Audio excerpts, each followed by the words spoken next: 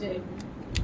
तर आपल्या सगळ्यांना माहिती आहे की जिवंत पौरवा संघामध्ये मित्र असो किंवा जमदार असो नाही काय त्यांना महिन्यातून एकदा एकत्र यावं लागतं. आता मित्र त्यांच्या अभ्यासामुळे एकत्र येत असतात, पण तरी देखील एक विशेष कार्यक्रम आहे की महिन्यातून एकदा एक मित्र डे असतो आणि एक मित्र संध्या असते. नवी मुंबई केंद्राचा मी आभार मानतो की त्यांनी मित्रांना जास्त रन करत नाही. ते बऱ्यापैकी मित्रांसाठी एक मित्र संध्या होतात महिन्यातून नाही का. आणि मित्र डे 3 महिन्यातून असतो. ते खूप चांगलं ते काम करतात आणि आपण देखील पुढे असं करणार आहोत. तर आजच्या या मित्र संध्याचं नेतृत्व आदरणीय जबाबदारी जीनरत्न हे करणार आहेत. पण त्या अगोदर हे सांगायला मला आवडेल की आपण केवळ आर्यभटनागिक मार्गाचं पहिलं अंग न पाहता येणारे मित्रसंध्या जे आहेत ह्या पुढचे जे 7 अंग आहेत ते आपण त्या मित्रसंध्येमध्ये घेणार आहोत. आणि प्रत्येक अंगामध्ये नाही काय 2 नवमित्र ते आपले मोडाबत करतील त्या अंगांचं हे ठरेल. आणि नंतर तो फक्त असेल तो आपलं त्या अंगावरती विस्तृतपणे प्रवचन करेल. तर मी अधिक वेळ न घालवता आपले नवमित्र चैताली शेलार यांना विनंती करतो की त्यांनी आपलं मनोगत या ठिकाणी व्यक्त करावं. कारण आपण फक्त की नेरूळला आर्यभटनागिक मार्गाचा अभ्यास चालू आहे, म्हणजे बहुतेक ठिकाणी आर्यभटनागिक मार्गाचा अभ्यास चालू आहे. म्हणजे फक्त पडले सोडून तर नेरूळला पण आणि ह्याला पण BRC ला. तर मी क्षेत्रावळी शेलार पूर्वीचं क्षेत्रावळी शेलार विनंती करतो त्यांनी आपलं आर्यभटनागिक मार्गाचं पहिलं अंग जे आहे सम्यक दृष्टी आपण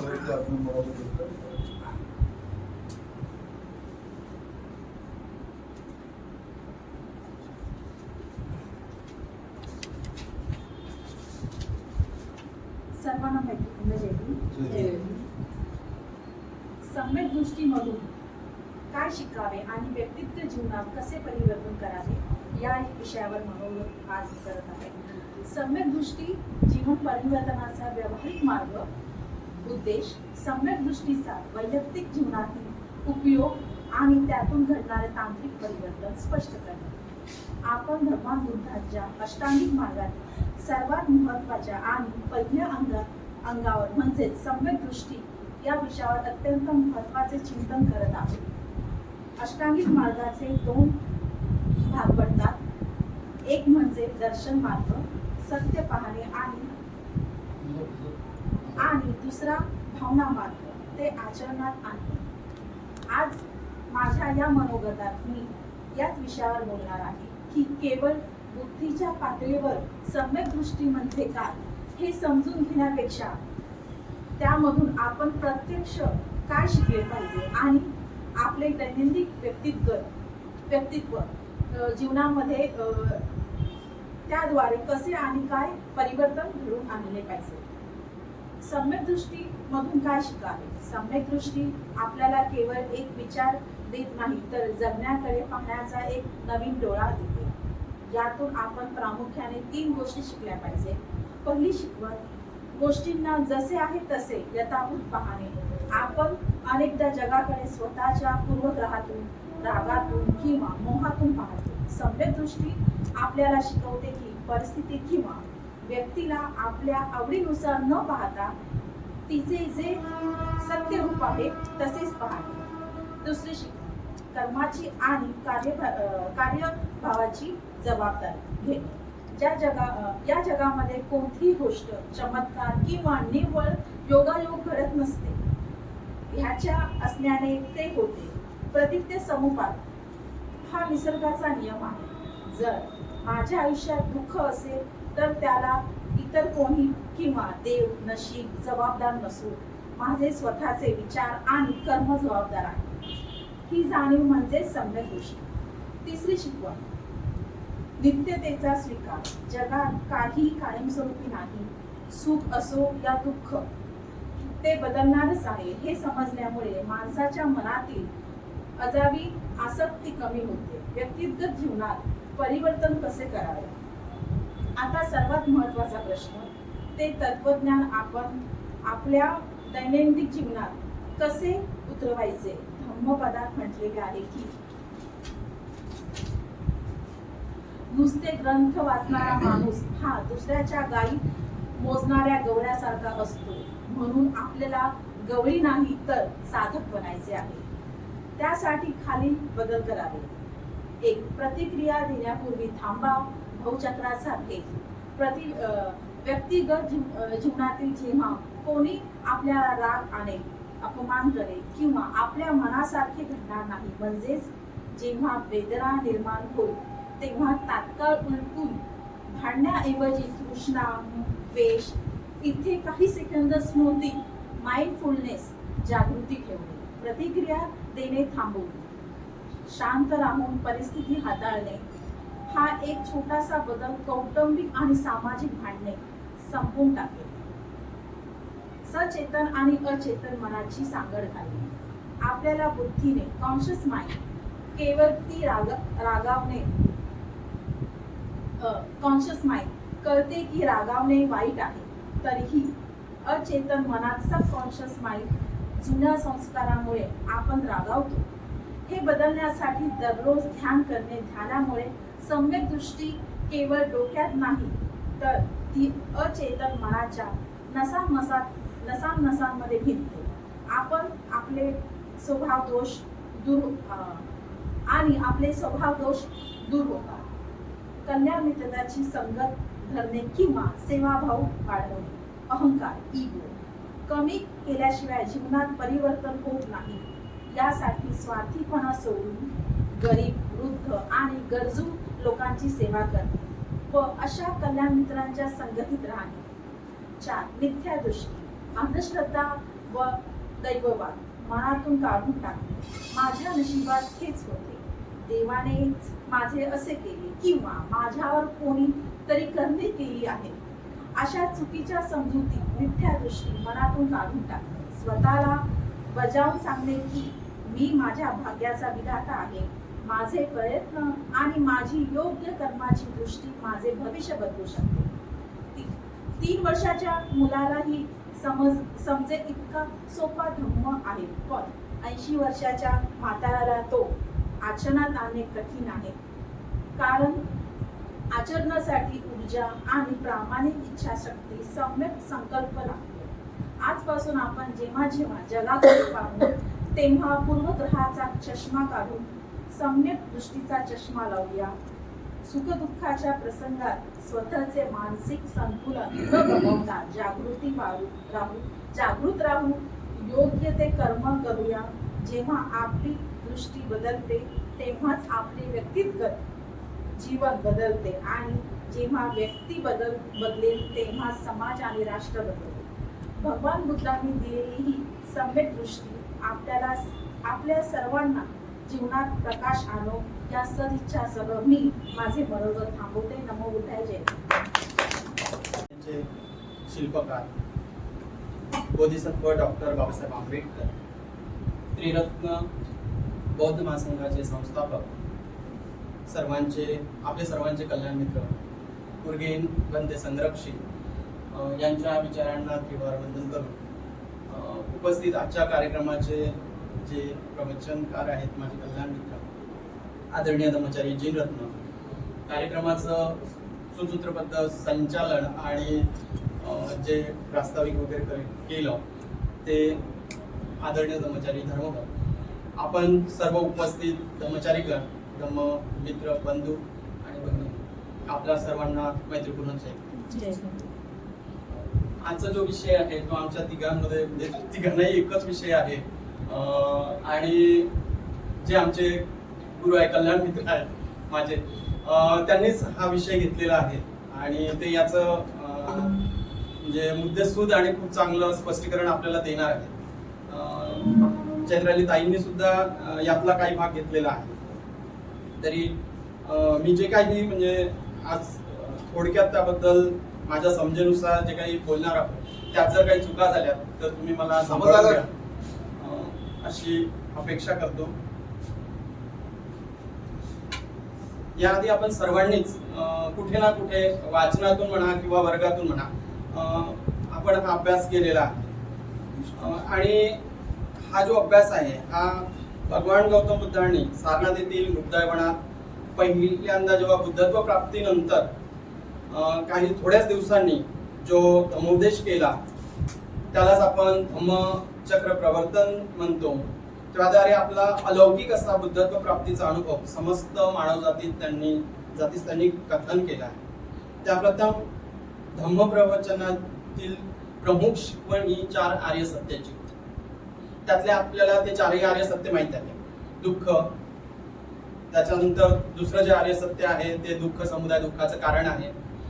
आणि तिसरं जे आर्य सत्य आहे ते दुःख निरोध, आपल्याला त्याचं दमन करता येत, म्हणजे तो दुःखाचं आपल्याला शमन करता येतं.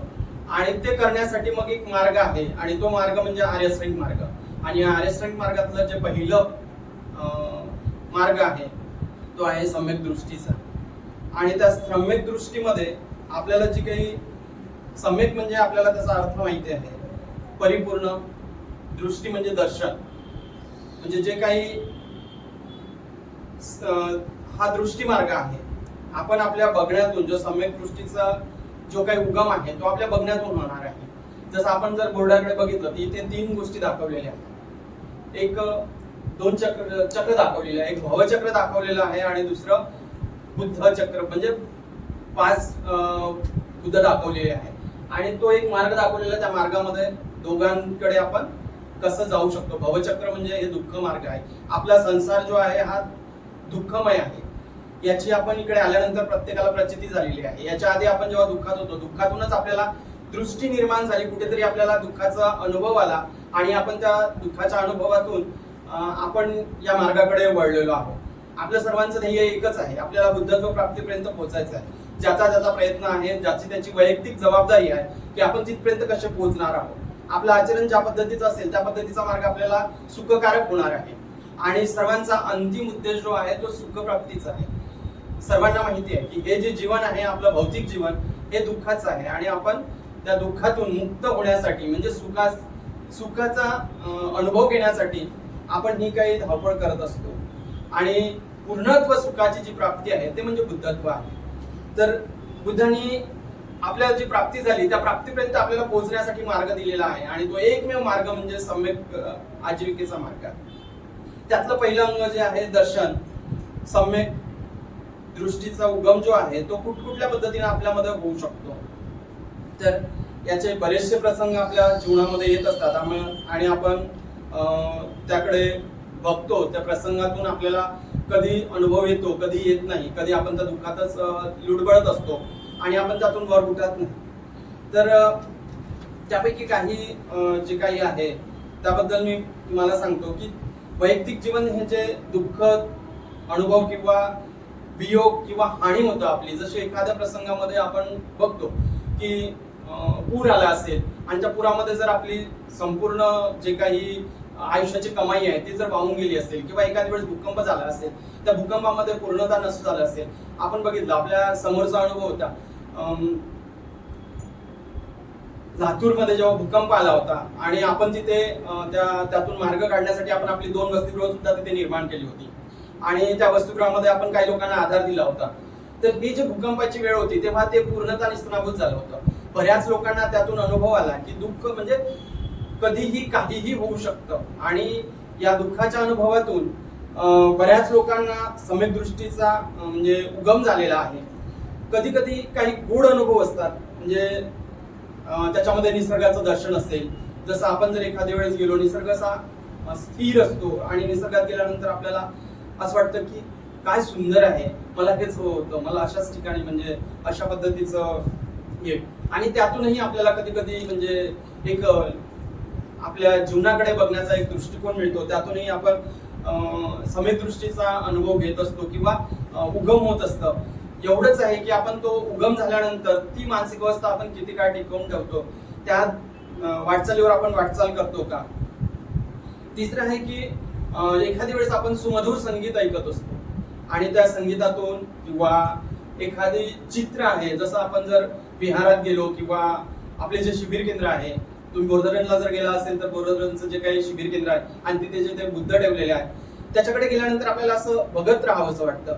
अशा चित्रातून किंवा तुम्ही जर आपलं रंगीत चित्र जर कुठल्या शिबिर केंद्रामध्ये बघितलेलं असेल भवचक्राचं, तर त्या चित्रात सुद्धा आपल्याला दुःखाचा अनुभव निर्माण होतो. आपल्याला असं वाटतं की म्हणजे खरंच आपण यातून बाहेर पडलं पाहिजे, आपल्यामध्ये ती तळमळ निर्माण होते आणि तिथे आपल्याला एक अस्तित्वाच्या स्वरूपाचं दर्शन घडतं.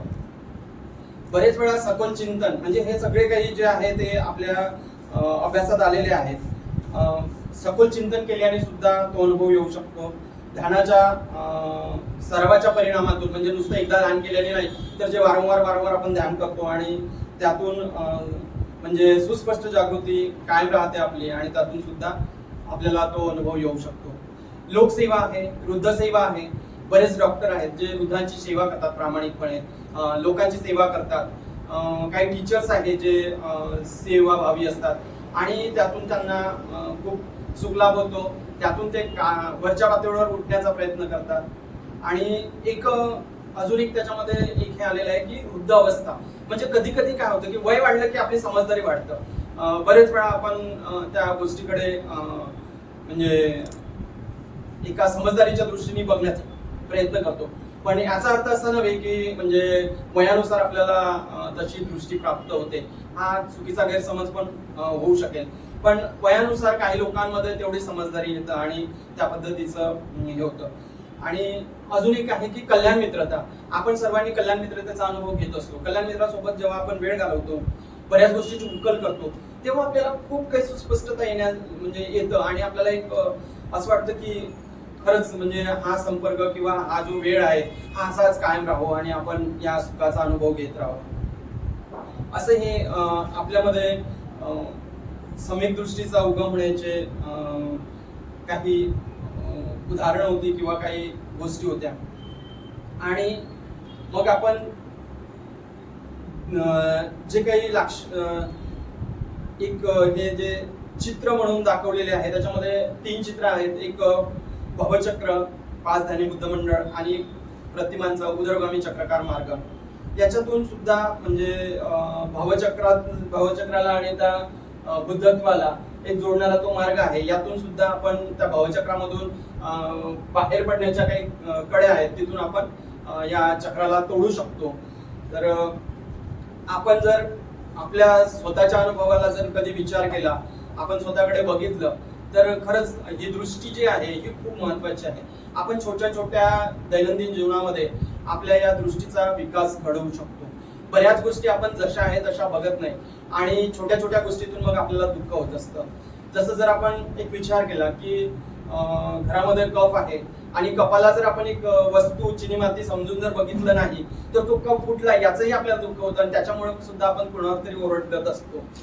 तर या साध्या साध्या गोष्टी आहे की आपलं जीवन हे क्षणभंगूर आहे. म्हणजे निसर्ग नियमानुसार प्रत्येक गोष्ट ही चेंजेबल आहे. आपण आपल्याकडे बघत असताना आपणही कधीतरी खंत करत असतो की आता माझे केस पांढरे व्हायला लागले आणि या गोष्टीचा सुद्धा म्हणजे आपल्याला कधी कधी अनुभव येत असेल. आपण त्यातही सुख मानत असतो की मी चिरतरुणच असायला पाहिजे. पण निसर्गाचा नियम आहे. निसर्ग असं आपल्याला जसा आहे तसं ठेवणार नाही आणि हा जो बदल आहे तो आपल्याला स्वीकारायचा आहे. त्या बदलासोबतच आपल्याला आपली जी दृष्टी आहे जी आपल्याला एका पातळीपर्यंत म्हणजे आपल्याला माहिती आहे आपल्याला कुठे जायचं आहे हे आपल्याला निश्चित आहे. पण त्या दृष्टीने जाण्यासाठी आपल्याला आपल्या दृष्टीचा जो उगम आहे तो आपल्याला करायचा, सम्यक दृष्टीचा उगम आपल्यामध्ये करायचा आहे. तर त्यासाठी साधे साधे काही गोष्टी आहेत. जसं वर्गाला नियमित येणं आहे, कल्याण मित्रासोबत संपर्क करणं आहे, आपण शिबिराला जाणं आहे. शिबिर केंद्रावरती आपण गेल्यानंतर तिथला जो अनुभव आहे तो खूप म्हणजे एक वेगळा अनुभव, दार्शनिक अनुभव असतो. आपण तिथे गेल्यानंतर निसर्गाच्या सानिध्यात, आपली सगळी केंद्र जे आहेत ते निसर्गाच्या सानिध्यात आहे.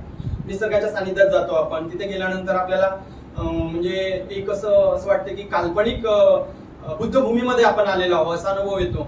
तर हे जे अनुभव आहेत आपण याला वारंवार तशा गोष्टी करायच्या आहे आणि त्याला आपल्याला एक दृष्टी जी आहे ती दृष्टी आपण आपल्यामध्ये निर्माण करायची आहे. आज मी अशीच अपेक्षा करतो की आपण सर्व लोक इथे बसलेले सर्व आणि जे काही नाही तिथे तेही सर्वांनी असे संकल्प करूया की आपल्या स्वतःमध्ये सम्यक दृष्टी निर्माण करूया. आपण प्रत्येक गोष्ट आहे तशी बघण्याचा प्रयत्न करूया आणि त्याच्यासाठी जे आवश्यक आहे म्हणजे वारंवार वर्गाला येणं आहे, ध्यान करणं आहे, कल्याण मित्राशी संपर्क करणं आहे, शिबिराला जाणं आहे आणि धम्म अभ्यास करणं आहे. आपल्याकडे सर्वांकडे पुस्तकं आहेत, भंतेंची पुस्तकं आहेत चांगली, बाबासाहेबांची पुस्तकं आहेत आणि या सर्वांचा अभ्यास करून आपल्यामध्ये एक दृष्टी निर्माण करायची आहे. बाबासाहेबांच्या कार्याला हातभार लावायचा आहे एवढीच अपेक्षा करतो आणि मीही त्या पद्धतीचं आचरण करेल अशी म्हणजे तुमच्या समोर ग्वाही देतो आणि इथेच समाप्ती करतो. थँक्यू, धन्यवाद. जय हिंद. तर तथागत भगवान बुद्ध बोधिसत्व डॉक्टर बाबासाहेब आंबेडकर तसेच पूज्य यज्ञ संघरक्षकजी यांच्या प्रतिमांना त्रिवार अभिवादन, तसेच उपस्थित कर्मचारीगण आणि सर्व धर्ममित्र बंधू आणि भगिनींनो, तसेच आपले बालमित्र आहेत दोघेजण, हे सर्वजण, सर्वांना मैत्रीपूर्ण जय भीम. जय भीम. खरंच आजचा विषय जो आहे खूपच गंभीर आहे आणि खूपच असा महत्त्वाचा विषय आहे आणि आपल्या दोन्ही मनोगतातून त्याची जी स्पष्टता आहे ती आपल्याला आली असेल.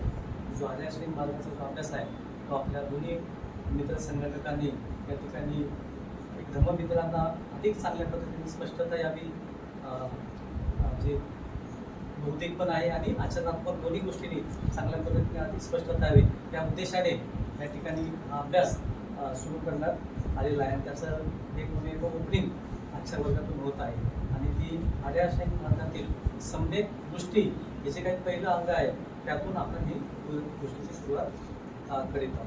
खरं म्हणजे आर्याश्रम जो मार्ग आहे ही भगवान बुद्धांची मूलभूत शिकवण आहे आणि ती शिकवण म्हणजे काय तर दुःखमुक्तीचा मार्ग. आता भगवान बुद्धांनी जसं सांगितलं 4 आठवडे सत्यामध्ये की जगामध्ये दुःख आहे, दुःखाला कारण आहे आणि दुःख निवारण होऊ शकतं आणि तो दुःख निवारणाचा जो मार्ग आहे तो म्हणजे आर्य अष्टांगिक मार्ग आहे. आणि अशा दुःखमुक्तीच्या मार्गातलं जे पहिलं अंग आहे ते पहिलं अंग म्हणजे सम्यक दृष्टी आहे. तसं पाहिलं तर सम्यक दृष्टी हा मोठा विषय आहे.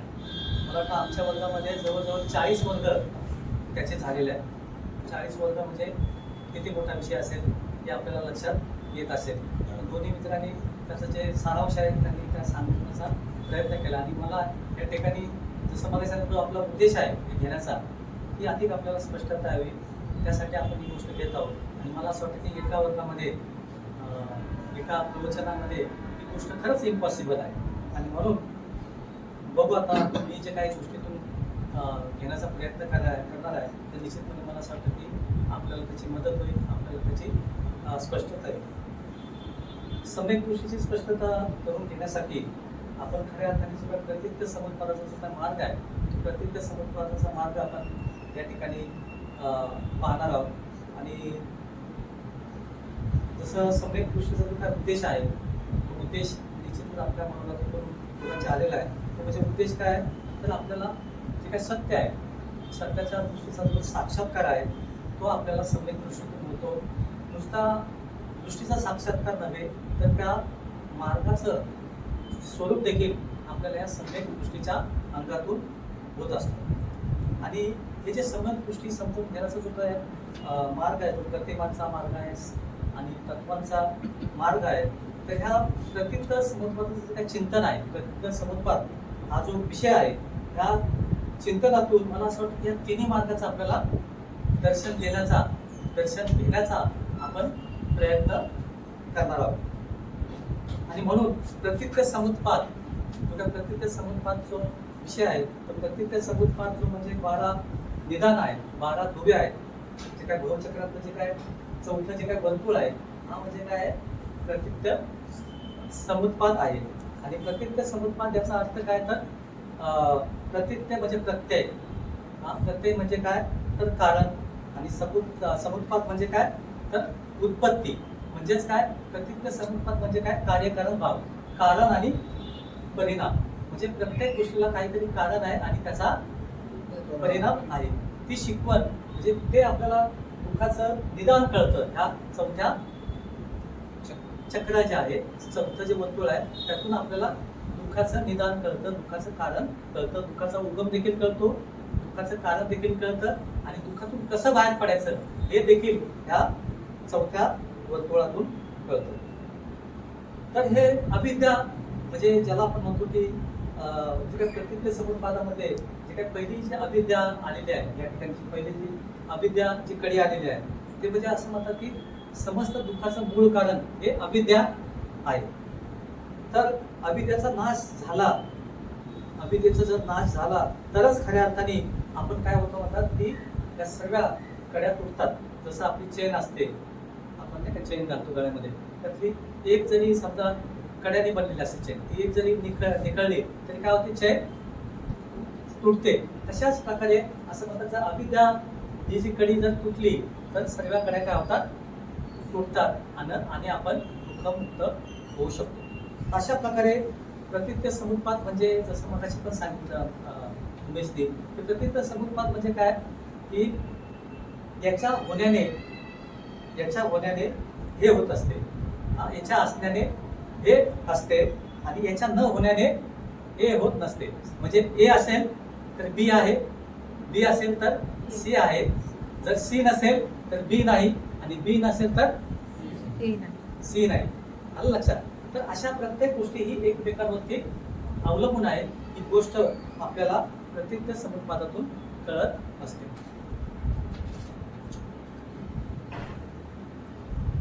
तर आता हा जो काय प्रतिज्ञ समुत्पादाचं जे काही चिंतन आहे ते आपण खास करून जसं सुरुवातीला आपण उद्योगामी चक्राकार मार्गातून आपण ते करणार आहोत. उद्योगामी चक्राकार जो मार्ग आहे याला उद्योगामी चक्राकार मार्ग बोलतात. जसं मगाशी उमेशने सांगितल्याप्रमाणे उद्योगामी चक्राकार मार्ग काय करतो, हे जे काय भवचक्र आहे सर्व, त्या भवचक्राला देखील तो जोडलेला आहे. म्हणजे या भवचक्रातून कसं बाहेर पडायचं आहे हे दाखवतो आणि पुन्हा तो जे काय दुधत्व आहे, जे काय 5 धान्य दुधांचं मंडळ आहे याला तो जोडला जातो. मग अशा पद्धतीने हा उद्योगामी चक्राकार जो मार्ग आहे ह्या दोन्ही प्रतिमांना तो जोडलेला आहे आणि आपण त्या माध्यमातून खऱ्या अर्थाने सम्यक दृष्टीचं आपण चिंतन करणार आहोत. सम्यक दृष्टी आपण पाहणार आहोत. जसं सम्यक दृष्टीचा अर्थ सांगितलेला आहे. सम्यक म्हणजे काय, परिपूर्ण आहे ना. सम्यक म्हणजे काय, परिपूर्ण. आणि दृष्टी म्हणजे काय, दर्शन. आणि दर्शन माहित आहे, दर्शन म्हणजे बौद्धिक पण स्पष्टता आहे आणि आंतरिक देखील अनुभव आहे. तर ह्या गोष्टीतून आपण सम्यक दृष्टीचं दर्शन घेणार आहोत, आंतरिक दर्शन आपण घेणार आहोत आणि आपली जी स्पष्टता आहे त्या माध्यमातून देखील आपण ते पाहणार आहोत. तर आता आपण डायरेक्ट आता त्याला सुरुवात करूया, कारण तेवढा आपल्याकडे वेळ नाही आहे, वेळ आपल्याकडे कमी आहे, म्हणून काही गोष्टी मी टाळतोय. तर आता मी जे काही सांगत आहे नाही का, त्याला म्हणजे बौद्धिक न घेता तर आपण काय करा, ऐकताना तशा प्रकारचं चिंतन मनामध्ये चालू ठेवा. तर जे काही मी सांगत आहे ते त्याचा अनुभव आपण घेण्याचा प्रयत्न करा. म्हणजे हे 12 निदानाचं आपण म्हणू शकतो की एक प्रकारचं हे ध्यान आहे, एक प्रकारचं एक आहे चिंतन आहे. तर आपण त्या पद्धतीने त्याला घेऊया. आता बघा, आपण आता ऊर्ध्वगामी चक्राकार जो मार्ग आहे, ज्याला आपण म्हणतो की उत्क्रांतीचा मार्ग आहे, मानवी उत्क्रांतीचा हा मार्ग आहे. उत्क्रांती म्हणजे काय, पूर्णपणे दुःखातून मुक्ती. आणि हा जो मार्ग आहे तर आपल्याला ते लक्षात येईल की इथून हा मार्ग निघतो. मग इथून हा मार्ग निघतो तर इथे काय आहे, भवचक्रामध्ये जर आपण पाहिलं तिथे वेदना आहे. वेदना म्हणजे संवेदना आहे. कोणतीही गोष्टी जेव्हा घडते, आपल्याला कोणत्याही गोष्टीचा जेव्हा स्पर्श होतो आपल्या इंद्रियाने, जे आपली 6 इंद्रिय आहे, मनासकट जी काय आपली इंद्रिय आहे, कान असेल, नाक असेल, डोळा असेल, स्पर्श असेल आणि 6वं मन आहे. या इंद्रियाने आपल्याला स्पर्श होतो आणि तो स्पर्श झाल्यावर आपल्याला संवेदना होतात, वेदना होतात. त्या संवेदना नाही का दुःखद असतात किंवा सुखद असतात. बऱ्याच वेळा हे भवचक्र आहे म्हणजे काय, प्रतिक्रियात्मक मनाचं ते प्रतीक आहे. बऱ्याच वेळा आपल्या ज्या संवेदना असतात त्या प्रतिक्रियात्मक असतात, त्या सुखद असतील किंवा दुःखद असतील. आणि त्या संवेदना झाल्या की आपण लगेच काय होतो, पुढची जी कडी आहे तृष्णा म्हणतात, त्या आसक्तीमध्ये आपण अडकत असतो. म्हणजे एकतर आपण काय करतो, सुखद वेदना ते असेल आपल्याला ते हवीहवीशी वाटते, आपण त्यात अडकतो. आणि जर दुःखद वेदना असेल त्याला आपण रिॲक्ट करतो, आपल्याला नकोशी वाटते ती. म्हणजे दोन्ही गोष्टी कशा आहेत, त्या प्रतिक्रियाच आहे ना. दोन्ही गोष्टी त्या नकारात्मकच आहेत. जर मनुष्य जर इथे जर जागृत असेल या दोघांच्या मध्ये, म्हणजे वेदना झाली आपल्याला, वेदना झाली तर आपण जर जागृत असू तर आपल्याला कळेल अरे नाही आता काय, मला राग आलाय, मला चीड आली, किंवा आता माझ्यामध्ये लोभ निर्माण झालाय, आता मी आसक्तीमध्ये अडकणार आहे. बरोबर, जेव्हा आपण जागरूक असतो तेव्हा ही गोष्ट आपल्याला कळते आणि असं म्हणतात इथे स्पेस असतो आपल्याला थांबण्याचा आणि तिथून आपल्याला बाहेर पडण्याचा. जेव्हा आपण इथे असा विचार करतो तेव्हा मग इथे स्पेस मिळते आपल्याला, तेव्हा आपल्याला कळतं हे जे काही सगळ्या गोष्टी ज्या होतात, वेदना असतील, ह्या नेहमी आपल्याला कुठे घेऊन जातात, सुखद असतील किंवा दुःखद असतील त्या कुठे घेऊन जातात, दुःखामध्ये घेऊन जातात. त्याचा परिणाम काय असतो, दुःख असतो. त्यामुळे जेव्हा आपण जेव्हा याचं चिंतन करतो, इथे थांबतो, तेव्हा ऊर्ध्वगामी चक्राकार मार्गामध्ये आपण प्रवेश करतो आणि तेव्हा आपल्याला दुःखातलं जे 4 आर्य सत्यामधलं जे काय पहिलं आर्य सत्य आहे ते म्हणजे दुःख, ते दुःखाचा आपल्याला काय होतं या ठिकाणी, दुःखाचा आपल्याला या ठिकाणी अनुभव येतो. मग आपल्याला दुःखाचा अनुभव कसा आहे, दुःख कसं आहे, दुःखाचा आपल्याला अनुभव सर्वांना आहे. आता इथे बसलेले बरेच जण मंडळी पाहिले गेले तर एक छोटे 2 जर सोडले तर सगळेजण कसे परिपक्व आहेत, त्यांना दुःखाचा अनुभव आहे. आणि दुःख कसं आहे, शारीरिक आहे, मानसिक आहे, नाही का. दुःख शारीरिक आहे, मानसिक आहे. आणि शारीरिक दुःख आपल्याला सर्वांना माहित आहे, जन्मापासून ज्या काही गोष्टी घडतात, शारीरिक ज्या गोष्टी असतील, वृद्धत्व असेल, म्हातारपण असेल, मृत्यू असेल, जे काही असेल शारीरिक दुःख, हे शारीरिक दुःख आपल्याला त्याचा अनुभव आहे. आणि ही शारीरिक जी काही प्रक्रिया आहे, जे आपल्याला म्हणतो की वेदनादायी असते, आणि त्याचं आपल्याला काय होतं, दुःख होतं. आणि दुसरं दुःख म्हणजे काय, आपल्याला जे काही अनित्यता आहे, नाही का, अनित्यता आहे, त्या अनित्यतेमुळे आपल्याला दुःख होतं. आणि कोणती गोष्ट नित्य नाही आहे. जसं मगाशी उमेश सांगितलं की केस आपले पांढरे होतात, आपण म्हातारे होतो, आपण तरुणचं म्हातारा होतो, ज्या काही जीवनातल्या घडामोडी आहेत त्या कशा आहेत, दुःखदायी आहेत.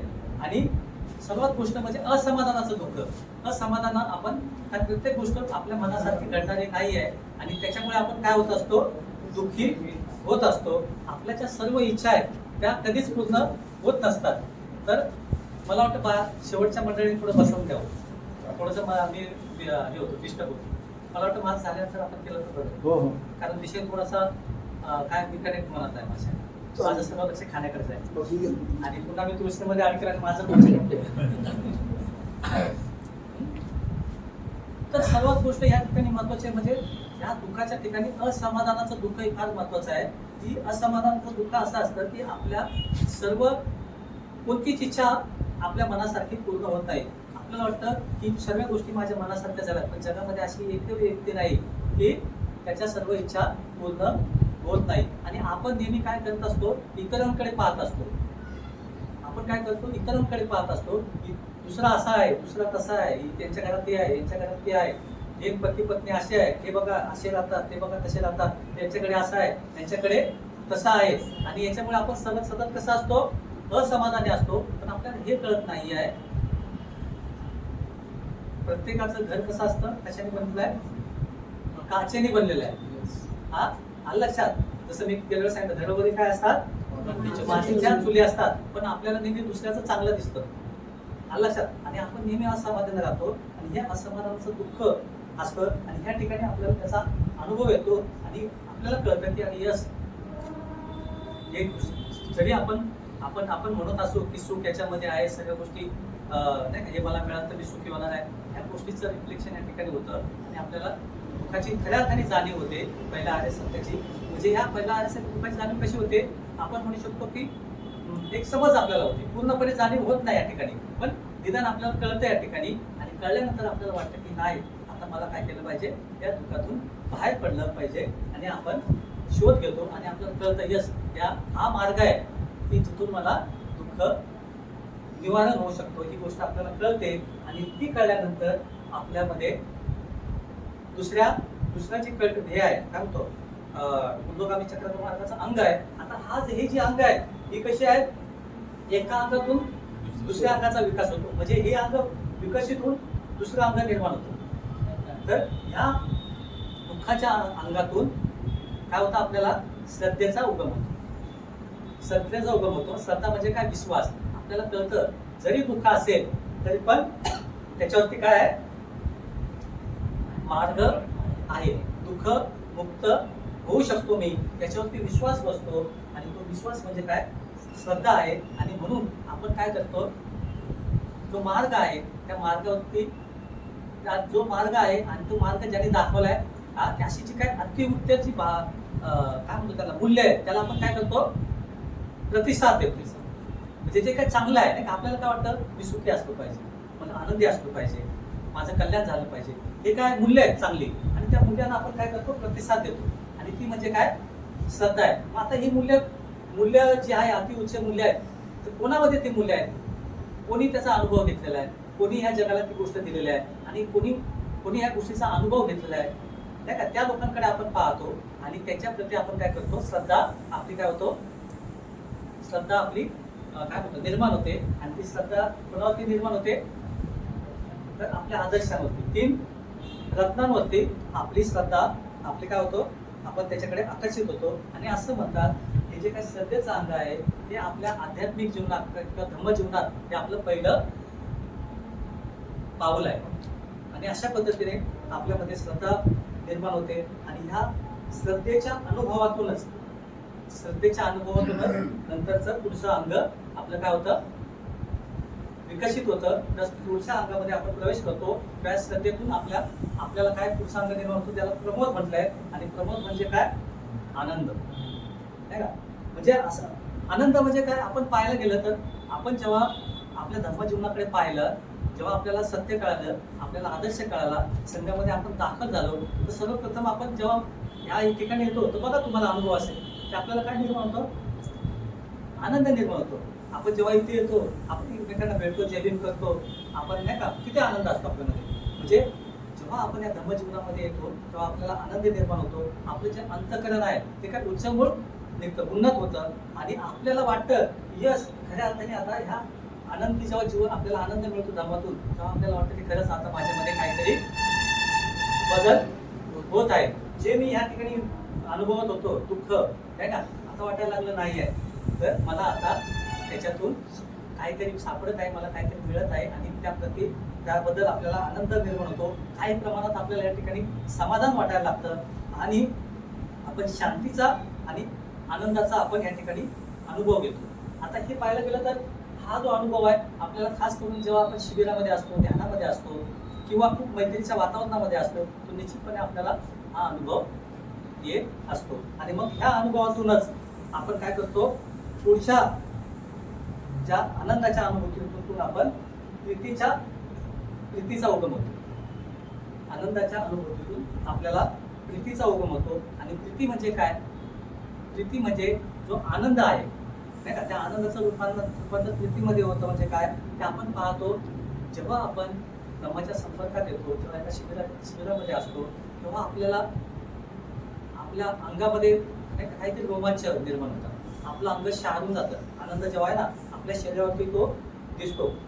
आपलं शरीर आणि आपलं मन काय होतं त्या आनंदामध्ये न्हावून जातं. संपूर्ण आपलं जे शरीर आहे रोमांचित होतं. आता खास करून जे सपोज ध्यान करतात त्यांना निश्चितपणे याचा अनुभव येतो आनंद. आणि मग हा आनंद कसा असतो एक प्रकारे जसा विहिरीला जसा झरा फुटतो ना कातून तशा प्रकारे आपल्या अंतःकरणामध्ये आनंदाचा झरा निर्माण होतो. बघा जेव्हा आपण वर्गाला येतो तेव्हा खूप मित्र भेटतात, मैत्रिणी भेटतात किंवा शिबिरात जातो तेव्हा आपल्याला असं वाटतं की आपला आनंद गगनात मावत नाही. आपल्याला असं वाटतं नाचावं कारण आपण खूप एकत्र एन्जॉय करतो. तो काय असतो तो हाच अनुभव असतो, तो आपला शरीर त्याचा अनुभव घेत असतो. तर अशा प्रकारे ह्या प्रीतीचा अनुभव असतो. या प्रीतीच्या अनुभवातून मग आपण प्रीतीच्या अनुभूतीतून आपण प्रशब्दी नाही का प्रशब्दी आपल्यामध्ये उकम पावते. आणि प्रशब्दी म्हणजे काय तर प्रशब्दी म्हणजे जो आनंद आहे जो आपण शरीराने घेतलेला आहे तो शरीराचा अनुभव काय होतो आता आपला पूर्णपणे आपल्या मनामध्ये सामावून जातो. म्हणजे आता आपल्याला जे काय एकदम आपला जो आनंद आहे असा बाह्य व्यक्त होत असतो आपल्याला नाही का तिथे आपली बाह्य व्यक्त होत असते. पण इथे म्हणतात प्रशक्तीमध्ये काय होत म्हणतात की संपूर्ण आपला जो हा आनंद आहे तो काय होतो आपल्या मनामध्ये मुरून जातो नाही का. म्हणजे ती जी काय प्रशक्तीमध्ये शांती पण प्रीतीचा जो अनुभव आहे तो काय होतो त्या ठिकाणी समृद्ध होतो या प्रशक्तीच्या अवस्थेमध्ये. आणि अंतःकरणातील विशाल प्रीतीचा शुद्ध भावनिक अनुभव या ठिकाणी राहतो.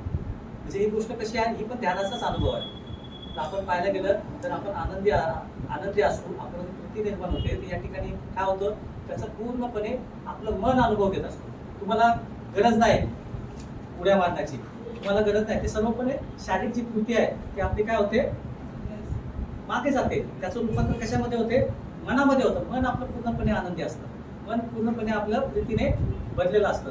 आणि त्या ठिकाणी हा जो आनंद आहे, प्रीती आहे, ती पूर्णपणे काय झाली असते, शांत झालेली असते, स्थिर झालेली असते. त्याला प्रशक्ती अशा प्रकारचा हा अनुभव असतो. आणि ह्या प्रशक्तीच्या अनुभूतीतूनच मग सुखाचा उगम होतो, सुखाचा अनुभव आपल्याला होतो. आणि मग ही सुखाची अवस्था म्हणजे काय, आपलं शरीर आणि मन आपलं पूर्णपणे काय होतं, एकरूप होतं. शरीर आणि मन आपलं पूर्णपणे एकरूप होतं. आपण मैत्रीचा, करुणेचा या ठिकाणी आपण काय करतो, अनुभव घेतो. आणि आपल्याला कसलीच भीती, कसलीच काळजी नाही का, कसलाच पश्चाताप, कसल्याच गोष्टी आपल्याला या ठिकाणी वाटत नाही. आपण पूर्णपणे सुखाचा अनुभव घेतो. जेव्हा आपण बघा सातत्यपूर्वक जर धम्माच्या संपर्कात असू, सातत्यपूर्वक जर आपण धम्माचं आचरण करत असू, तर आपल्याला ज्या लोकांना छोट्या छोट्या गोष्टीचं टेन्शन वाटतं, ज्या लोकांना छोट्या छोट्या गोष्टीचा पश्चाताप वाटतो, भीती वाटते नाही का, काहीतरी जसं की त्यांना अपेक्षा असतात, त्या ठिकाणी काहीच वाटत नाही आपल्याला. आपण पूर्णपणे सुखाचा अनुभव घेतो. खरं म्हणजे आपल्याला कळतं की सुख हे कुठे बाहेर नाही आहे, सुख कुठे आहे, आपल्या मनामध्ये आहे. याचा अनुभव या ठिकाणी घेतो. आणि अशा पद्धतीने ह्या सुखाच्या अनुभूतीतूनच मग आपल्याला समाधीचा उगम होतो. आता समाधीचं म्हणजे काय, समाधीमध्ये आपलं जे चित्त आहे, जे चंचल असतं, विखुरलेलं असतं, ते चित्त कसं होतं, पूर्णपणे एकाग्र होतं, एकरूप होतं. आपलं मन जे काय विखुरलेलं असतं, आपलं इथे एकरूप होतं. आणि खऱ्या अर्थाने असं म्हणतात, इथून खऱ्या अर्थाने ध्यानाला सुरुवात होते. आपण जे ध्यान म्हणतो ना, आता आपलं ध्यान ही प्रॅक्टिस आहे, पण खऱ्या अर्थाने जे ध्यान खरं ध्यान आहे असं म्हणतात, खऱ्या ह्या ठिकाणी ध्यानाला सुरुवात होते. जेव्हा आपलं पूर्णपणे मन एकाग्र होतं, चित्ताची एकाग्रता म्हणजे समाधी. आणि इथे समाधी आपल्यामध्ये निर्माण झाली, आपण एकरूप झालो, तर असं म्हणतात, ही जी एकरूपता आहे, ही जी एकाग्रता आहे, आपल्याला सत्य पाहू शकते. आज सत्य आपण का बघू शकत नाही, कारण तेवढं आपण सक्षम नाही आहे. आपल्याला लगेच आपण डिस्टर्ब होतो. कोणी सत्य जरी सांगितलं आपण डिस्टर्ब होतो, स्वीकारत नाही. बाबा हे असं आहे, आपण नाही स्वीकारत, कारण आपली चित्त तेवढी एकाग्रता आपल्याला नसते. जसं ड्रिल आपण भिंतीमध्ये मारतो, ड्रिलमध्ये ते सक्षम आहे ना, पूर्णपणे ते ड्रिलिंग होतं आतमध्ये. तसं ड्रिलिंग आपल्यामध्ये कुठे होतं, समाधीमध्ये जेव्हा आपण जातो तेव्हा खऱ्या अर्थाने आपण ड्रिल करू शकतो. अशा प्रकारची समाधीची अवस्था. आणि खऱ्या अर्थाने इथे आपल्याला जेव्हा गेलो, एकरूप झालो, एकाग्र झालो, तेव्हा खऱ्या अर्थाने आपण पाहायला लागतो. आणि ते पाहणं मग आपण काय पाहतो, तेव्हा खऱ्या अर्थाने आपलं चिंतन सुरू होतं. आणि ते चिंतन म्हणजे काय, तर मग आता आपण चिंतन करायला पाहिजे. कशाचं चिंतन, तर सत्याचं आपण चिंतन करायला. मग या ठिकाणी जेव्हा आपण एकरूप होतो, इथे खऱ्या अर्थाने म्हणतात विपश्यना, ज्याला म्हणतात ना, हे सर्व जे हा जो मार्ग आहे, हा ध्यानाचा मार्ग आहे, जो आपण आनापानसती ध्यान करतो आणि मैत्री भावना ध्यान करतो, त्यातून ही आपण अवस्था प्राप्त करतो. आणि जेव्हा आपण पूर्ण एकाग्र होतो, एकरूप होतो, तेव्हा सत्याचं चिंतन आपण केलं पाहिजे. ध्यान म्हणजे चिंतन आहे, आपण चिंतन केलं पाहिजे. त्यालाच म्हटलंय विपश्यना, त्यालाच म्हटलंय आध्यात्मिक वृत्तीचं चिंतन करणं. आणि ते या ठिकाणी सुरुवात होतं. आणि मग तेव्हा आपण चिंतन करतो, तेव्हा आपण प्रत्यक्ष समुत्पादाचं आपण चिंतन करतो. प्रत्यक्ष समुत्पादाचं चिंतन करताना काय, आपल्याला कळतं की पहिला प्रत्यक्ष समुत्पादाची जी कडी आहे ती म्हणजे काय, अविद्या आहे. इथे आपलं चिंतन होतं, चिंतन सुरू होतं. काय, तर पहिली अविद्या आहे, माझ्यामध्ये अविद्या आहे. काय आहे, मी अविद्येने बनलेलं आहे. अविद्या आपल्याला कळते. आणि अविद्याचं जर आपण चित्र पाहिलं, तर अविद्याचं चित्र पाहत असताना या ठिकाणी आंधळा व्यक्ती दाखवलेला आहे चित्रामध्ये. आंधळा व्यक्ती, त्याच्या डोळ्यावर पट्टी आहे आणि त्याच्या हातात काठी आहे. मग या आंधळेपणा म्हणजे काय, आंधळेपणा म्हणजे काय, की आपल्याला डोळे असून देखील आपण डोळ्यावरती पट्टी बांधली, म्हणजे आपण कशावर दिशाहीन आहोत. आपल्याला दिशा नाही आहे, आपल्याला दिसत नाही आहे. आणि आपल्या हातात आपण काठी घेतलेली आहे. काठीचा आधार म्हणजे काय, तर आपण अहंकार आणि भ्रम ह्या खोट्याचा आधार घेत आहोत. आपलं जीवन कसं चाललंय, अहंकार आणि भ्रम या आधारावरती आपण जीवन जगत आहोत. अशा प्रकारचा हे चित्राचा अर्थ आहे. आणि ही अविद्या जी आहे ती आपल्या सर्व दुःखाचं कारण आहे. आता ही अविद्या म्हणजे काय, अज्ञान ज्याला म्हणतो. मग ही अविद्या कसली, तर आपल्याला आध्यात्मिक अज्ञान असतं, सत्याचं अज्ञान असतं. जसं 4 आर्य सत्याचं अज्ञान असतं. जे काय सत्य आहे त्याचं या ठिकाणी अज्ञान असतं. जे काय वस्तुमात्राचं काय सत्य दर्शन आहे, यथार्थ दर्शन आहे, त्याचं या ठिकाणी आपल्याला अज्ञान आहे. या अज्ञानामुळे आपण कसं जगत असतो, दुःखाला सुख समजतो, जे अनित्य आहे त्याला नित्य समजतो, आणि जे अनात्म आहे म्हणजे जे अनात्म आहे त्याला आत्म समजतो. म्हणजे जे फिक्स नाही आहे त्याला आपण काय समजतो, फिक्स समजतो, आणि जे कुरूप आहे त्याला आपण सुंदर समजतो. नाही का? म्हणजे आपण आपल्यामध्ये आपलं सुंदरता पाहतो. जसे शरीर आहे हे खूप सुंदर समजतो आपण, हे शरीर सुंदर आहे का? हा, पण त्याला किती आपण पाहत असतो. म्हणजे आपण प्रत्येक गोष्टीला जीवन आपण सुंदर समजतो, पण जीवन किती यातनांनी भरलेलं आहे, किती दुःखांनी भरलेलं आहे हे आपण पाहत नाहीये. जेवढे कष्ट आपण जीवन जगण्यासाठी करतो त्याच्यापेक्षा कष्ट कशासाठी आपण करत नाही. आणि जीवनाची जी काय वस्तुस्थिती आहे ती मात्र या ठिकाणी आपल्याला कळत नाही, आणि ती काय स्वतःहून आपण ती केलेली आहे. आणि आपण स्वतःहून डोळ्याला काय केलेलं आहे, पट्टी बांधलेली आहे. अशा प्रकारची ही अविद्या आहे. आणि या ठिकाणी अशा प्रकारची अविद्या असते की जसं उदाहरण आहे की हातात कंदील घेतलेला माणूस, आंधळा माणूस आहे पण त्याने हातात कंदील घेतलेला आहे, माहित आहे, पण तो कंदील कसा आहे, भिजलेला आहे. कसा आहे, तो आंधळा व्यक्ती आहे आणि तो कंदील कसा आहे, भिजलेला आहे. तर अशा प्रकारे ही अविद्येची अवस्था आहे. आणि ही अविद्या कशी आहे तर आपल्या दृष्टीशी संबंधित आहे. आपली दृष्टी कशी आहे त्या ठिकाणी, आपली दृष्टी दुर्बल आहे. आपण चष्मा घालतो नाही का, का चष्मा घालतो, कारण आपली दृष्टी वीक आहे, बरोबर का नाही, दुर्बल आहे. तशाच प्रकारे आपली ही जी दृष्टी आहे ती कशी दुर्बल आहे, ती आपल्याला नाही का अंतर्दृष्टी पाहू देत नाही, सत्याला आपल्याला बघू देत नाही, ती दुर्बल असते. आणि आपली दृष्टी कशी आहे, अर्धवट आहे, आपल्याला पूर्ण दिसत नाही का, अर्धवट आपण पाहतो. आणि त्याच्यामुळे आपल्याला जेवढी दृष्टी आहे तेवढंच आपल्याला कळतं, आणि त्यालाच आपल्याला आपण काय समजतो, सत्य समजतो. अशा प्रकारची अविद्या आहे. आणि आपली दृष्टी कशी आहे, विकृत दृष्टी आहे. विकृत दृष्टी म्हणजे काय, पूर्वग्रहामुळे आपली दृष्टी काय झालेली आहे, विकृत झालेली आहे. याने असं केलं म्हणून मी असं वागते, याने असं केलं म्हणून मी तसा आहे, नाही का, तो तसाच आहे, ती तशीच आहे, किंवा हे जग असंच आहे. कशातून पाहतो आपण, आपल्या दृष्टीतून, विकृत दृष्टीतून. आणि ती दृष्टी कशी आहे, स्वतःहून आपण पट्टी बांधलेली आहे आणि आपल्याला वाटतं मला सर्व कळतं, पण आपल्याला काही कळत नाही. तर ह्या अशा प्रकारच्या अविद्येमध्ये आपण नाही का असतो, त्यालाच मिथ्या दृष्टी असे बोललेलं आहे. आणि म्हणून ह्या अविद्येमुळे जोपर्यंत ह्या अज्ञानाच्या अंधारात आपण आहोत, अविद्येच्या अंधारात आहोत, तोपर्यंत आपलं पाऊल चुकीच्या दिशेने पडणारच नाही का. आणि मग चुकीच्या दिशेने पाऊल पडणार, आणि त्यातून मग काय होतं की ह्या अविद्येच्या अस्तित्वामुळे संस्काराची निर्मिती होते. इथे संस्कार आहेत. मग संस्काराचं चित्र काय, या ठिकाणी कुमार दाखवलेला आहे. कुमार जो मातीला आकार देत असतो, तो कुमार दाखवल्याचं चित्र. म्हणजे काय, तो काय करतो, जे अज्ञान आहे नाही का, त्याला कुंभाराचा संस्कार म्हणजे काय, अज्ञान जे आहे ते नवीन कर्माची तो रचना करत असतो. नवीन कर्म नाही का, त्याला आपण म्हणतो ना, आपलं काय, आपण अज्ञानी आहे, आणि अविद्येतून आपण काय करतो, जे काही संस्कार असतात ते आपल्या अविद्येतून संस्कार होतात. म्हणजे जरी तो कुंभार असला तर कशाचे संस्कार करतो, अविद्येचे संस्कार करतो. म्हणजे आपलं मन काय करतं, अविद्येमध्ये आहे, आणि आपल्यावरती संस्कार देखील आपण कसे करतो,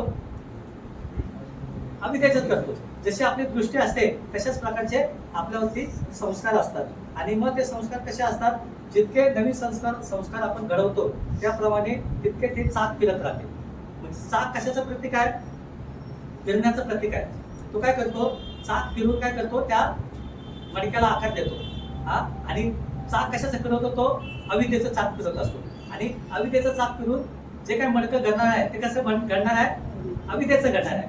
म्हणजे अविद्येचे संस्कार आपण आपल्यावरती करत असतो. आणि मग हे संस्कार जे आहे पुन्हा आपल्याला दुःखाकडेच घेऊन जाणार आहे.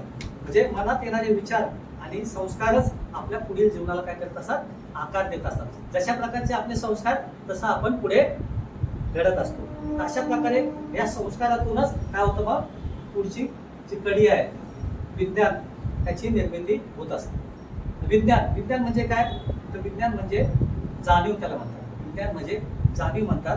जसं मनालाच विज्ञान असं देखील म्हणतात. म्हणजे इथे विज्ञानाचा जन्म होत असतो, विज्ञान आपलं घडत असतं. मग आपली जाणीव देखील कशी असते, जसे संस्कार तशी आपली जाणीव आहे ना. म्हणजे आपण या ठिकाणी काय करतो, याचं चित्र काय आहे, तर माकड दाखवलेलं चित्र.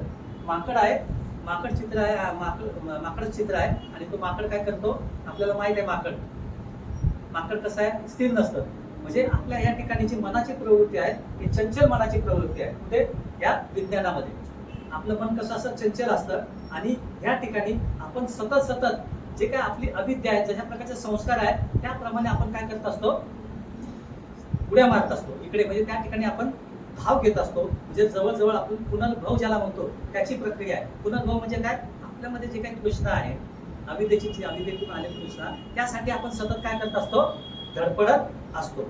आणि या ठिकाणी आपला जो संस्काराचा जन्म आहे नाही का, तर असं म्हणतात की ह्या संस्कारातूनच म्हणजे काय पुढे संस्काराचा जन्म ह्या ठिकाणी जे विज्ञान आपण ज्याला म्हणतो, विज्ञान म्हणजे काय, संस्काराचा जन्म आपल्याला त्या जाणीवेतून होत असतो. हे एक प्रकारे असं म्हणतात की संस्कारामुळे झालेली मनोप्रवृत्ती म्हणजे विज्ञान आहे. आणि जोपर्यंत आपल्या मनावर नियंत्रण नसते तोपर्यंत आपलं मन जे आहे ते अशाच प्रकारे काय होत असतं, धावत असतं त्या माकडाप्रमाणे.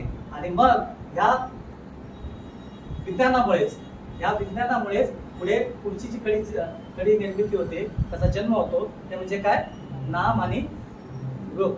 मग नाम म्हणजे काय, नाम आणि रूप म्हणजे त्यात घोडीत बसलेले, घोडीत चित्र जर पाहिलं तर घोडीत बसलेली माणसं आहेत, 4 माणसं आहेत आणि घोडी आहे. तर या ठिकाणी काय, मानवाच्या अस्तित्वाचे अमूर्त रूप, म्हणजे चित्राचा अर्थ काय होतो, मानवाच्या अस्तित्वाचे अमूर्त रूप आहे, मानसिक त्याला रूप म्हणतात. घोडी म्हणजे काय, तर घोडी म्हणजे आपलं शरीर आहे. घोडी म्हणजे काय, आपलं शरीर आहे. आणि घोडीशिवाय आपण नदी पार करू शकत नाही, बरोबर आहे. तर आपल्या शरीराशिवाय आपण या जगात राहू शकत नाही का. तशा प्रकारे आपलं शरीर म्हणजे घोडी आहे. आणि 4 प्रवासी म्हणजे आपलं मन आहे. 4 प्रवासी म्हणजे मन आहे. ते मन म्हणजे काय, मनामध्ये 4 गोष्टी असतात. मनामध्ये वेदना असते, मनामध्ये जे वेदना होतात ना, आपल्या मनाला होतात ना, सुख आणि दुःख वेदना असते. मनामध्ये संज्ञा म्हणजे मन आपलं ओळखतं, चांगलं काय वाईट काय ओळखतं, हे वाईट आहे हे चांगलं आहे, किंवा नाही का आता हे फुल आहे ओळखतं नाही का, हे संज्ञाचे आहे, ओळखण्याची प्रक्रिया आहे, हे मनामध्ये असते. आणि तिसरी गोष्ट आहे संस्कार मनामध्ये असतात.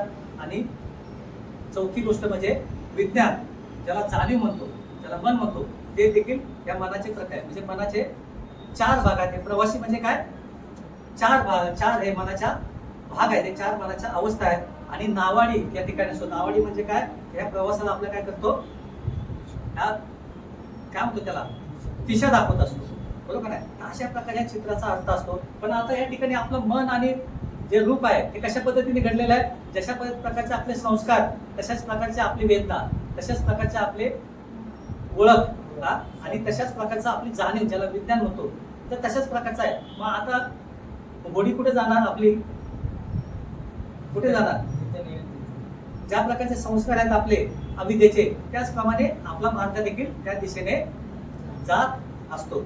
अशा प्रकारे हे जे ज्याला म्हणतो ना आपण, आपलं नामरूप आहे. आणि मग ह्या नामरूपातून काय होतं, पुढच्या नामरूपाच्या अस्तित्वामुळे 6 अवयवाची निर्मिती होते. आणि ते 6 अवयव म्हणजे काय, त्याला षडायतन म्हणतात. षडायतन नाही का, षडायतन म्हणतात त्याला. षडायतन म्हणजे काय, 6 इंद्रिय. मग आपलं जे घर आहे, हे आपलं घर, त्याला 6 दरवाजे आहेत. 6 दरवाजे कोणते,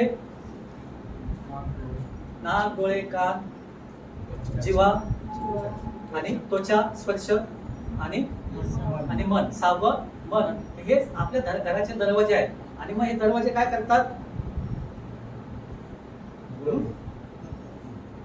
आपले जे काय बाह्य गोष्टी आहेत ते काय करतात, ह्या दरवाजाच्या माध्यमातून, ह्या इंद्रियाच्या माध्यमातून आत घेत असतात नाही का.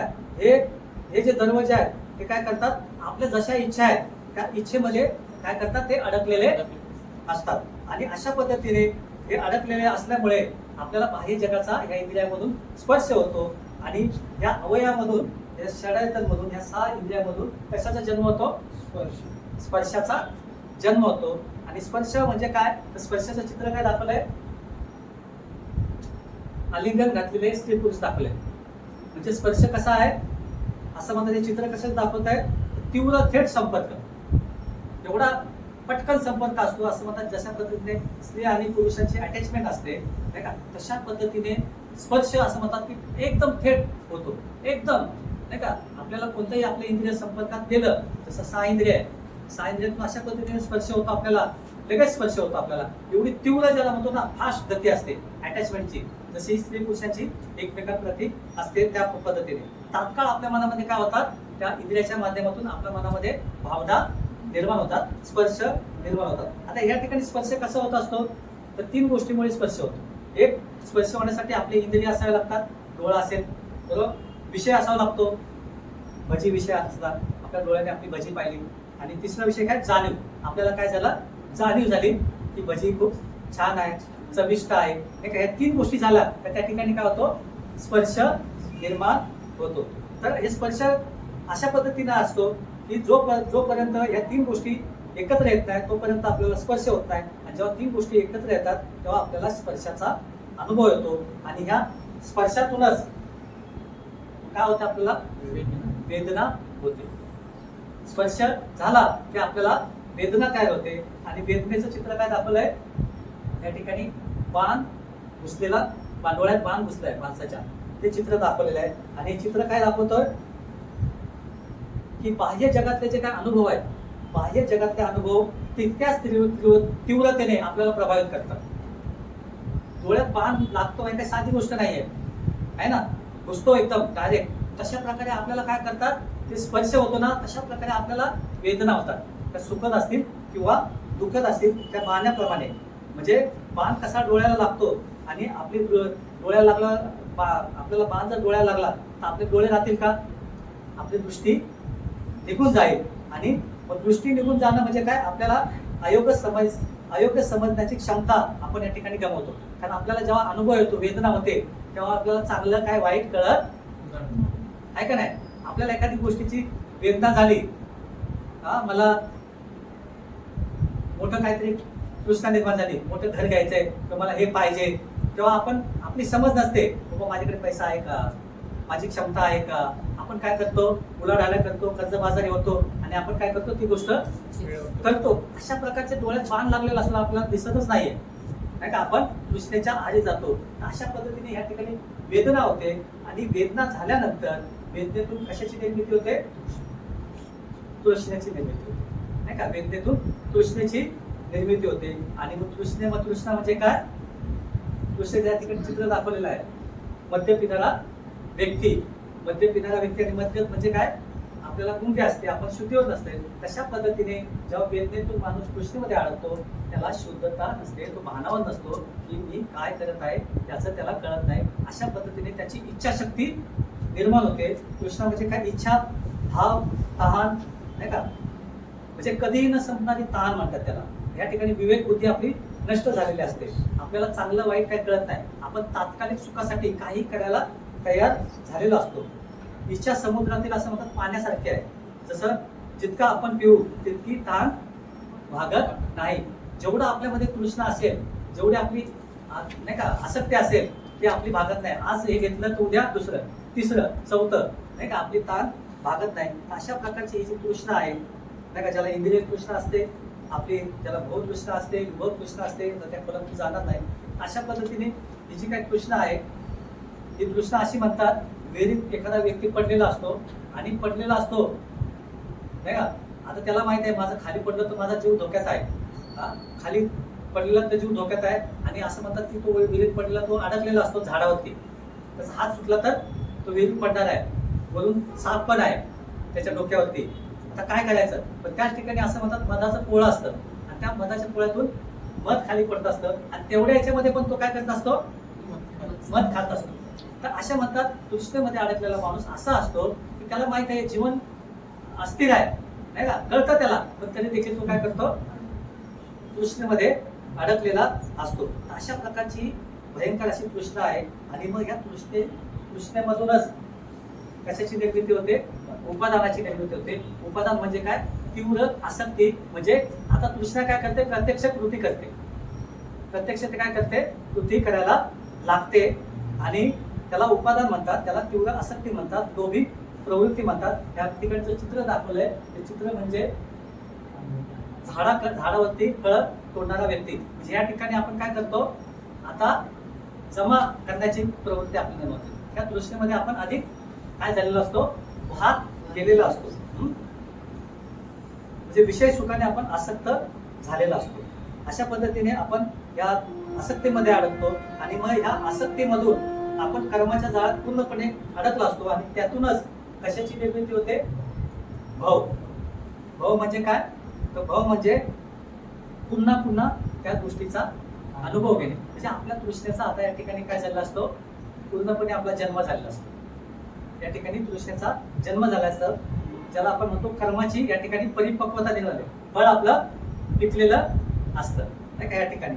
म्हणजे पुन्हा जन्म घेण्याची आसक्ती आपल्यामध्ये निर्माण झालेली असते. म्हणजे नवीन जीवनाची या ठिकाणी प्रक्रिया म्हणतात. नवीन जीवनाची प्रक्रिया म्हणजे काय? की जी तृष्णा, आपण जे संस्कार झालेले असतात ते आता पुन्हा काय झालेलं असतात या ठिकाणी निर्माण झालेलं असतं. अशा पद्धतीने या ठिकाणी भाव या ठिकाणी निर्माण झालेला असतो. आणि मग ह्या भावातूनच असं म्हणतात पुढे जन्माची निर्मिती होते. मग जन्म म्हणजे काय? जन्माचे चित्र काय दाखवलं या ठिकाणी? बाळाला जन्म देणारी बाई दाखवलेली आहे.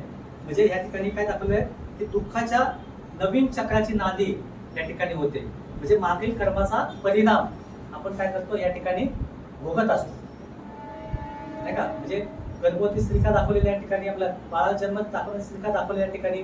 कारण आता तिने जे काही कर्म केलेलं आहे त्याचा त्या ठिकाणी जन्म होत आहे. जशा पद्धतीने आपण कर्म करतो तशा ठिकाणी आपला काय होतं? आपला जन्म होतो. तृष्णेचा जन्म या ठिकाणी होतो. हे संस्कारात आपलं प्रकटीकरण होतं. भवचक्रामध्ये आपला जन्म होतो नाही का. तृष्णेचा नवीन जन्म होतो आणि ह्या जन्मातूनच जन्म झाला तर पुढची कडी काय? जरा मरण. म्हणजे जन्म आला म्हणजे जे काय जीवनामध्ये जे काय दुःख आहे ते दुःख चक्र आपल्याला काय होतं? मागे लागतं. बरोबर? दुःख चक्र आपल्या मागे लागतं. मग ते आपलं वृद्धत्व असू द्या, आजारपण असू द्या, आपला मृत्यू असू द्या, प्रियजनांचा वियोग असू द्या, घरातील पती पत्नीचं भांडण असू द्या, म्हणजे जे जे काय असेल ते कशामुळे सर्व घडतं? एका अविद्येतून नाही का. जसं महात्मा फुले बोलतात एका अविद्येने सर्व दुःख निर्माण केलं. महात्मा फुले तुम्हाला माहिती आहे ना, एका अविद्येमुळे काय घडतं. तशा प्रकारे एका अविद्येमुळे आपण या दुःख चक्रामध्ये अडकतो आणि ही गोष्ट आपल्याला कळते. आणि ही कळल्यानंतर असं म्हणतात, मी आता 5 मिनिटात आवर्त घेतो, हे कळल्यानंतर आपलं काय होतं? जेव्हा हे आपल्याला कळतं तेव्हा मग आपली प्रक्रिया जी आहे चिंतनाची, आता आपण चिंतन करत आहोत का आपल्याला कळतं नाही याच्यामुळे अविद्येमुळे मी दुःखी आहे. मग आता आपल्याला काय, आपण आपली उलटी प्रक्रिया सुरुवात होते. तर आपण काय विचार करतो? जर